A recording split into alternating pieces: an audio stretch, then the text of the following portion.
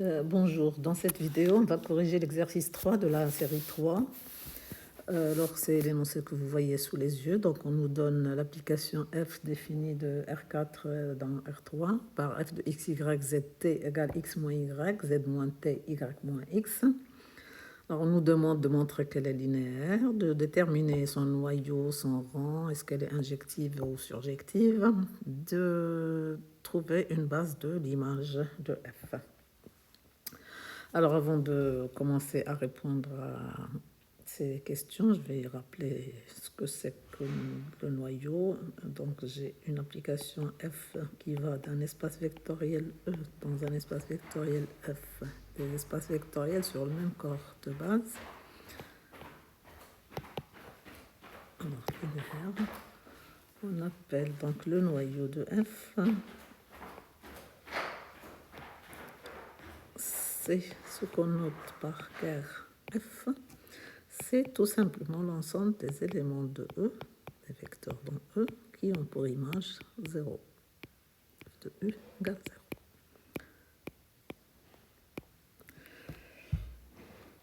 0. Donc on montre que cet ensemble-là est un sous-espace vectoriel de E.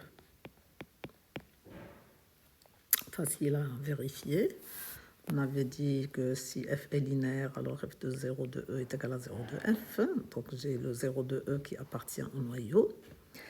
Et puis, si vous prenez U et V dans le noyau et que vous prenez la somme, donc vous calculez f de U plus V. Par linéarité, c'est f de U plus f de V.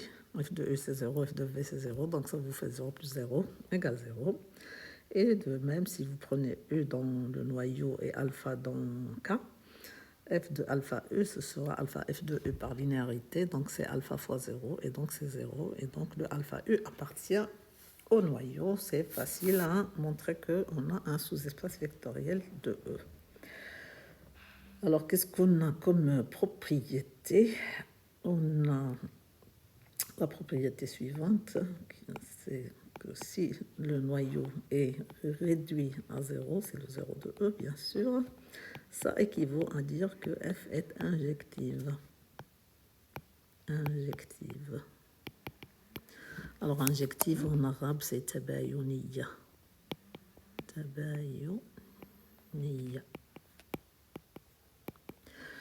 Alors, tabayuniya, ça veut dire que si x est différent de x', f de x est différent de f de x'. C'est ça. Donc, ça garde les différences.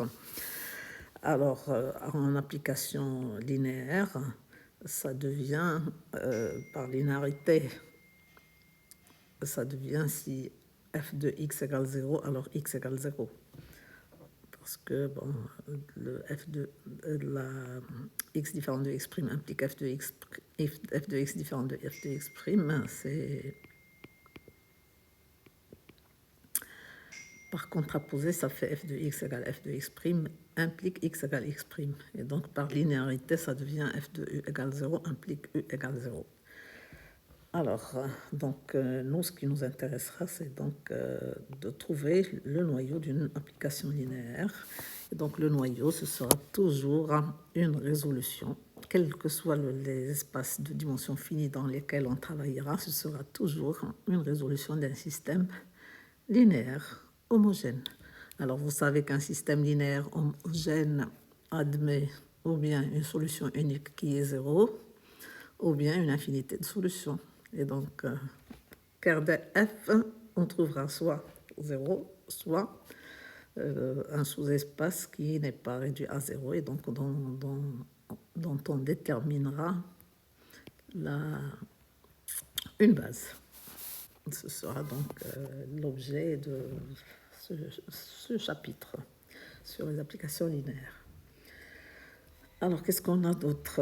On a ce qu'on appelle l'image. Alors, l'image de f, c'est tout simplement l'ensemble des images. C'est f de E. Toutes les images des éléments de E. Et c'est ce qu'on note, nous, par image de f quand l'application est linéaire. C'est-à-dire, c'est l'ensemble de tous les f de U quand U parcourt E.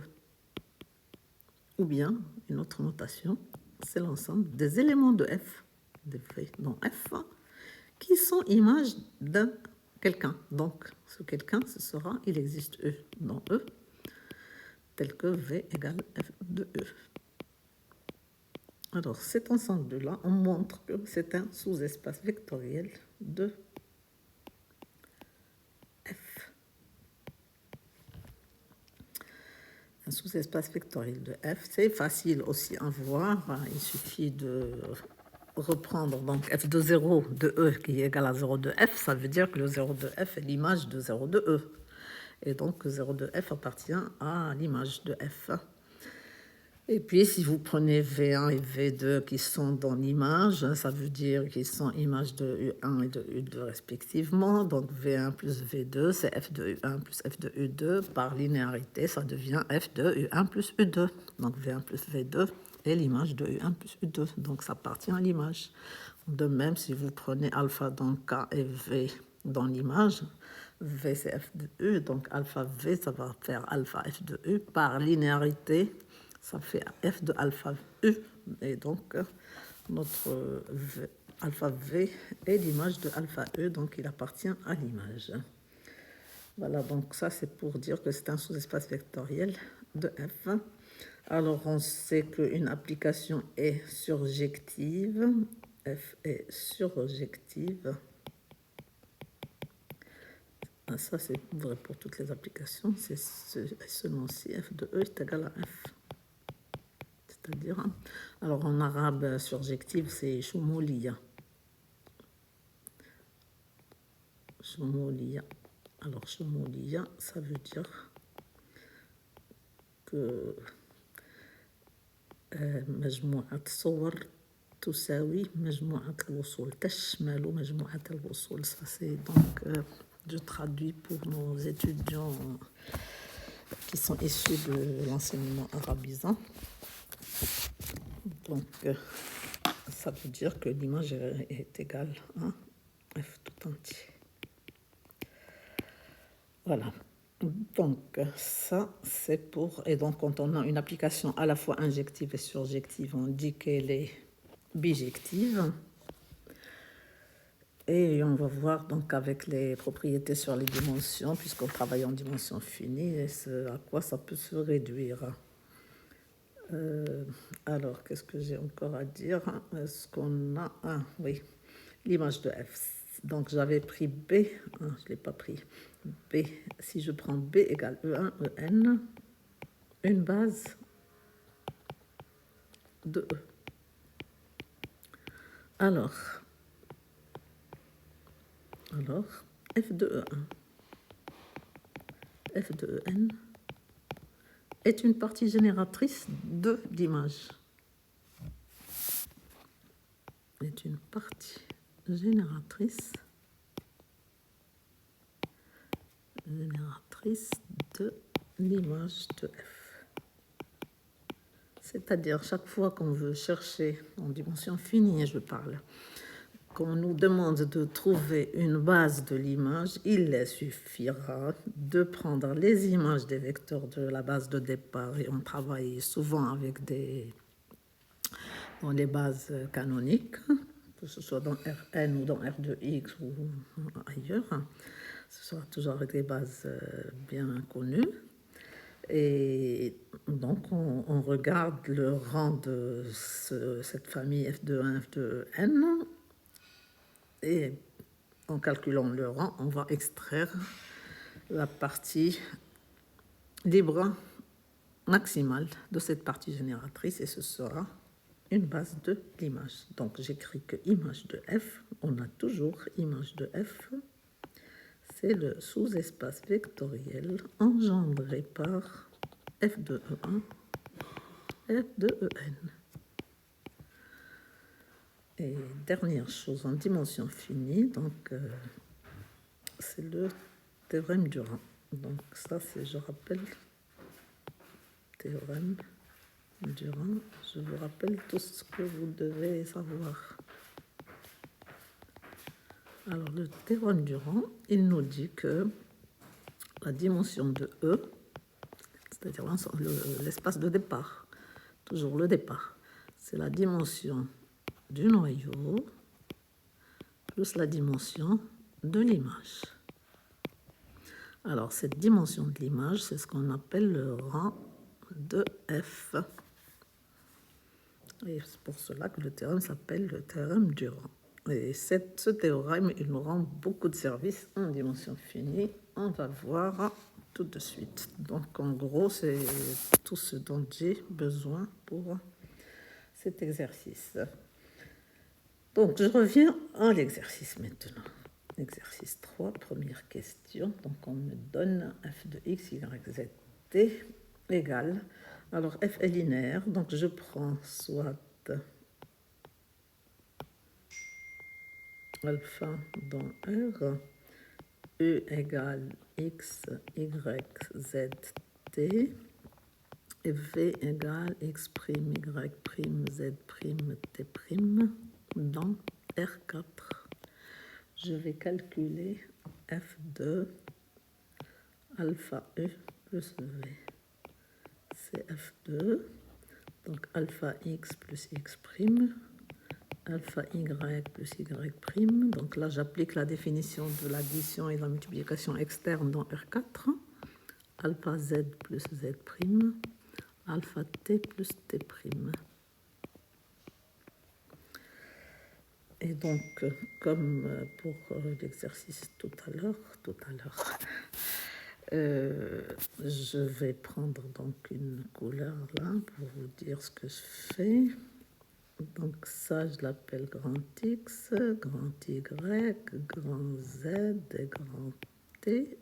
Et j'applique la définition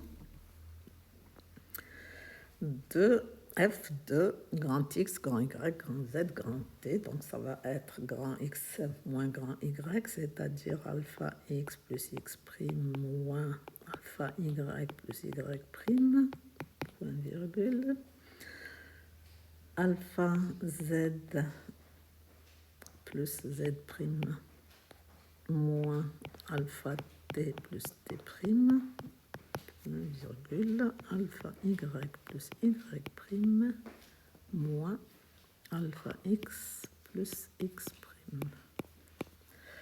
Voilà, donc là j'ai appliqué la définition de f. Après c'est égal à, je vais regrouper, donc dans chaque composante je suis dans R, et donc je vais regrouper les éléments qui contiennent alpha, donc ça va faire alpha x moins y plus x' moins y', point virgule, alpha z moins t plus z' moins t'. Ça, c'est les propriétés de l'addition et de la multiplication dans R qui me permettent de faire ce travail. Donc, alpha y moins x plus y' moins x'. Donc là, je ne vous écris pas ce que j'utilise, je vous le dis. Je l'ai déjà écrit dans l'exercice précédent. Et donc là, j'applique la définition de l'addition dans R3, c'est-à-dire que je vais couper en deux parenthèses. Ça va faire alpha x moins y, point virgule, alpha z moins t, point virgule, alpha y moins x, plus l'autre parenthèse, c'est x' moins y', z' moins t' et y' moins x'. Donc là, j'ai utilisé la définition de l'addition dans R3. Après, j'utilise la multiplication, la définition de la multiplication externe dans R3. Donc, je peux faire sortir mon alpha, x moins y, z moins t, y moins x, et je referme, plus x' moins y', z' moins t', y' moins x'. Et ça, ce n'est autre que alpha f de e plus, là, j'ai f de v. Et donc, mon application est bien linéaire. F est linéaire. De toute façon, d'après la forme, elle est linéaire. Alors, deuxième question, on me demande de déterminer le noyau. Alors, des fois, on vous demande de déterminer le noyau, des fois, on vous demande de déterminer une base du noyau. C'est la même question. Donc, quand on me demande de déterminer un sous-espace vectoriel, ça revient à déterminer une base de ce sous-espace vectoriel, puisque en connaissant une base, je connais tous les éléments de l'espace. Alors, déterminer le noyau, donc je vais prendre soit E égale X, Y, Z, T, un élément dans R4. Alors, ce U-là appartient à car F équivaut à F de U égale 0. Alors, ça équivaut, alors, donc là, c'est le 0 de R3, bien sûr. Donc, ça équivaut à un petit système X moins Y égale 0 et Z moins T égale 0. Et Y moins X égale 0, c'est la même chose que la première. Donc, ça, c'est moins X plus Y égale 0. Donc, je vous ai dit que pour déterminer un noyau, ça reviendra toujours à résoudre un système linéaire homogène.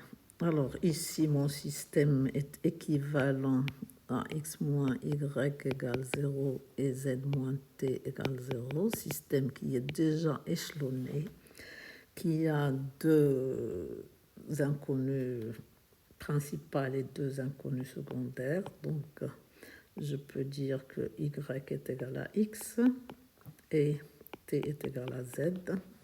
Et bien sûr, x et z appartiennent à R. Et donc, mon E, il est égal à x, x, z, z, qui est x, 1, 1, 0, 0, plus z, 0, 0, 1, 1. Là, j'ai obtenu un vecteur U1 et là, j'ai un vecteur U2. Et donc, je peux dire que tout U s'écrit en fonction de U1, U2. Ça veut dire que car F, c'est le sous-espace vectoriel engendré par U1, U2. Et je vois que U1, U2 ne sont pas proportionnels, donc ça forme une famille libre. U1, U2 non proportionnels.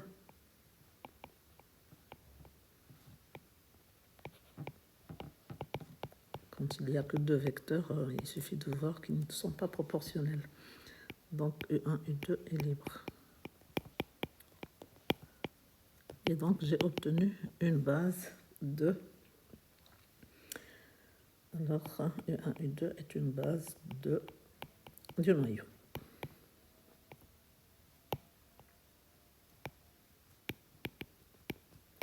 Voilà. Alors on nous demande d'en déduire le rang, donc d'après le théorème du rang.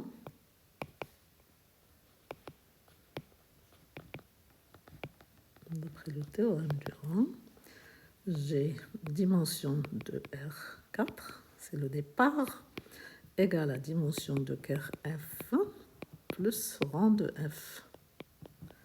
Ça veut dire que rang de F, sa dimension de R4 qui est 4, moins la dimension du noyau qui est 2, et donc c'est égal à 2.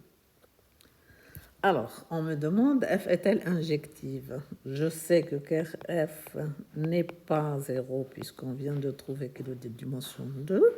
Donc, ça implique que F n'est pas injective.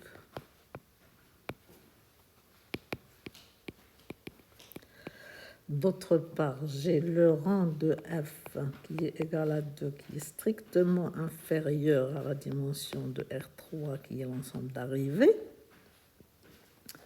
Ça veut dire que l'image de F est un sous-espace vectoriel propre, donc on met inclus différent de R3, donc c'est pas égal à R3, et donc ça veut dire que F n'est pas surjective.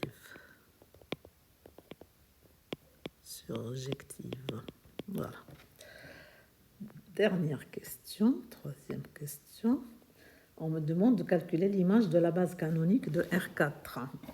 Alors, R4, la base canonique, c'est E1, E2, E3, E4. Donc, je calcule F de E1. F de E1 c'est F2, 1, 0, 0, 0. Ça veut dire que dans l'application F, je remplace X par 1, Y, Z et T par 0. Ça me donne 1, 0, moins 1. Je vais l'appeler V1. F de E2. C'est F2, 0, 1, 0, 0. Donc la base canonique, tout le monde sait ce que c'est. Alors, x moins y, ça va faire moins 1, z moins t0, et y moins x, ça fait 1. Je l'appelle V2. Vous remarquez que V2, c'est moins V1. Donc, déjà, dans la base, ça va sauter. Donc, F de E3, c'est F2, 0, 0, 1, 0. Ça fait 0, donc pour x moins y, z moins t, ça va faire 1. Et y moins x, donc je l'appelle V3. Et F de E4, donc là on nous a guidé, on nous a rappelé ce que j'ai dit tout à l'heure, que l'image, le sous-espace image est toujours engendré par les images des vecteurs d'une base. Et là ça donne 0, moins 1, 0, et je vois que ça fait V4 qui est moins V3. Donc, on me demande une base de l'image. Moi, je sais déjà que l'image est de dimension 2. Donc, on sait que je vais le rappeler. L'image de F, c'est le sous-espace vectoriel engendré par F de E1, F de E2, F de E3, F de E4, qui sont V1, V2, V3, V4. Et donc, c'est le sous-espace vectoriel engendré par... Alors, V1 et moins V1, ça va partir. Et V3, je prends, puisque F de V2, c'est moins F de E1. F de E2, c'est moins... V2, c'est moins V1. Et V4, c'est moins V3. Donc, ils vont sauter. Donc, une base de... Donc, V1, V3 est une base...